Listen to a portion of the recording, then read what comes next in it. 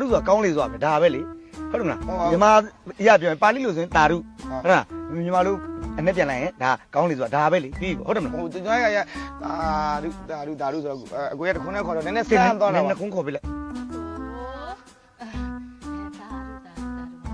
ညတခွန်းပြန်ပူတော့ပြန်နှစ်ခွန်းမဲ့ခေါ်ပါ ကြပါတယ်ကျွန်တော်ပြန်နှုတ်ပေးလိုက်ပါမယ်ဒါဓုဒါဆိုတည်ဖြစ်သွား လောလောဆန်းထိုင်ရလေ ရတယ်ကိုပြဿနာမရှိဘူးဒီမှာပဲညီအကိုကြီးလာအချက်လည်းလမ်းမကောင်းတော့ လမ်းဟုတ်တယ်လမ်း မကောင်းတိုက်စီငားလာတာဒီထဲလမ်းဝင်လို့မရဘူးဆိုတော့လေဘေးတွေကလည်းတက်ငားပြီးတယ် ငားမှာဗောဒီလမ်းကဘေးရွက်နဲ့လာသလိုဖြစ်နေပြီ ဟုတ်တယ်2000လောက်ကုန်သွားသေးတယ် ရောက်ကုန်ပါ 2000ဝယ်လောက် 2000လောက်ကုန် ဒါ ဩကုန်မှာဗောမင်းဒါကတော့ဆိုအဲ့လိုပဲကုန်နေကွာ တော့ပြီးတော့ဒီဥစ္စာတွေကိုသူ့ကြီးသွားမှခိုင်းလိုက်သေးတယ်သွားမှခိုင်းလိုက်တော့လေ3000လား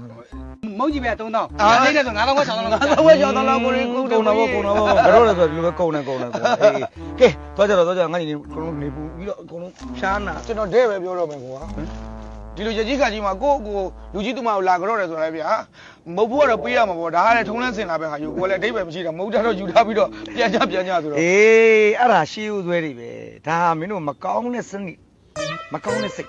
ဘယ်ကုသိုလ်လည်းမရမင်းတို့ငါ့ကိုလာကြတော့နေမလို့လာရောင်းတယ်လို့ဖြစ်နေဟုတ်တယ်မလား အဲ့လိုမဟုတ်ပါဘူးကျွန်တော်လည်းဒီရကြီးခါကြီး ငါပြပြမယ်မင်းတွက်လာလိုက်မယ်ကွာမင်းတွက်လာလိုက်မယ်မုတ်က3000လမ်းစိတ်က2000ခွဲဆိုရင်9000 9000ခွဲ9000ခွဲဟို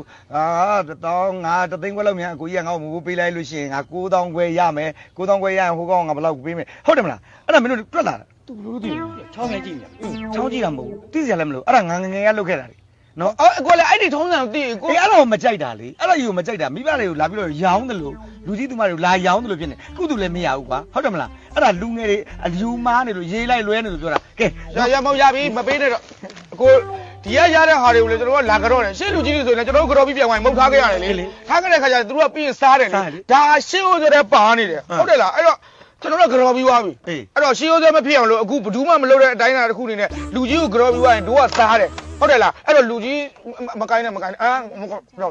တော့မိုင်းပါဟမ် ရှေးရိုးစွာဖြစ်မှာဆိုလို့ နော်ဘာဖြစ်လဲတောက်လို့ရအောင် ရှင်တွေ မမလို့